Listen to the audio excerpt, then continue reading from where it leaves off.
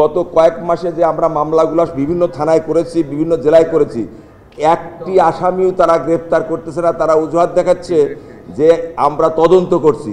যে আন্দোলনের মাধ্যমে আমরা দেশবাসী সবাই মিলে এই স্বৈর শাসককে পরাজিত করে আজকে একটি স্বাধীন বাংলাদেশ, একটি স্বাধীন সার্বভৌম রাষ্ট্র আমরা পেয়েছি। এজন্য আমি ধন্যবাদ জানাচ্ছি আজকের সাংবাদিক ভাইদেরকে, বিশেষ করে আমি কৃতজ্ঞতা জানাচ্ছি এবং স্মরণ করছি যারা এই জুলাই অগাস্ট ছাত্র জনতার আন্দোলনে যারা শাহাদাত বরণ করেছেন, আমাদের সেই সমস্ত ভাইদের এবং তাদের পরিবারের প্রতি সমবেদনা জ্ঞাপন করছি যে আমরা আজকে এখানে এসেছি বাংলাদেশ জাতীয়তাবাদী দল বিএনপির পক্ষ থেকে। কেননা এই আন্দোলনের শুরুতেই বাংলাদেশ জাতীয়তাবাদী দল বিএনপি 8 সাল থেকে যে আন্দোলন শুরু করেছিল, সেই আন্দোলনের শেষ পর্যায়ে এখানে এসেছিল জুলাইতে। সেই জুলাই ছাত্র আন্দোলনের সাথে বাংলাদেশ জাতীয়তাবাদী দল বিএনপি একাত্মতা ঘোষণা করে। সেই ঘোষণার সময় আমাদের ছাত্র সংগঠন, আমাদের যুব সংগঠন, আমাদের বিএনপি সহ বিএনপির সমস্ত অঙ্গ সংগঠনের নেতা কর্মীরা সেই জুলাই আন্দোলনে ছাত্রদের সাথে কাঁধে কাঁধ মিলিয়ে তারা আন্দোলন করেছে। সেই আন্দোলনের ফসলই আমরা সেদিন এই স্বৈর শাসককে হটিয়েছি। ক্যামেরায় ওয়াও, স্টাইল দেখাও, Xenon X21 পারলে ঠেকাও। এখানে নিহত হয়েছে 848 জন। যে বিএনপির নেতাকর্মী যারা নিহত হয়েছে, এই নিহতদের তালিকা আমরা ইতিমধ্যে জমা দিয়েছি এবং এই প্রসিকিউশনকে আমরা সহযোগিতা করার জন্য আমরা সমস্ত ঘটনার পত্রিকার কাটিং আমরা মামলার এজাহারের কপিও জমা দিয়েছি।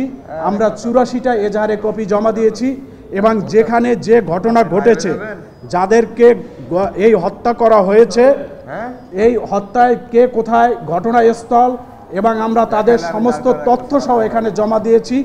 ইতিমধ্যেই যে কার্যক্রম শুরু হয়েছে, আমরা দেখেছি যে কিছু কিছু লোককে এই মামলার বাদী, এই মামলার আসামিদেরকে গ্রেপ্তার করা হয়েছে।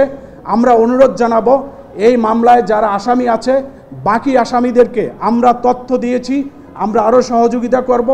এই দেশের স্বার্থে ওই হত্যাকারীদেরকে তাড়াতাড়ি আইনের আওতায় নিয়ে এসে তাদের বিচার দ্রুত করার জন্য আহ্বান জানাচ্ছি এবং এ বিষয়ে আমাদের দলের পক্ষ থেকে যত রকম সহযোগিতা করা দরকার সেটা আমরা করব।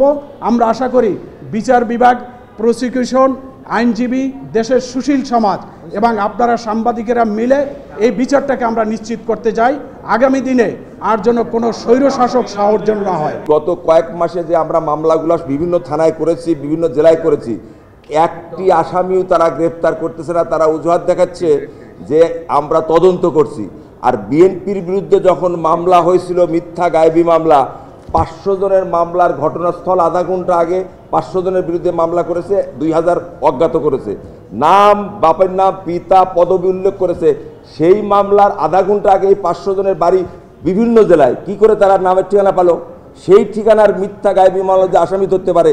আর সত্য ঘটনায় যাদেরকে নির্মমভাবে হত্যা করা হয়েছে, গুলি করে নিপীড়িত, আপনারা বিভিন্ন ভিডিওতে, আপনারা যে পত্রিকায় এবং আপনাদের মিডিয়া যেগুলো দেখিয়েছেন, আপনারাই সেটা তার প্রমাণ।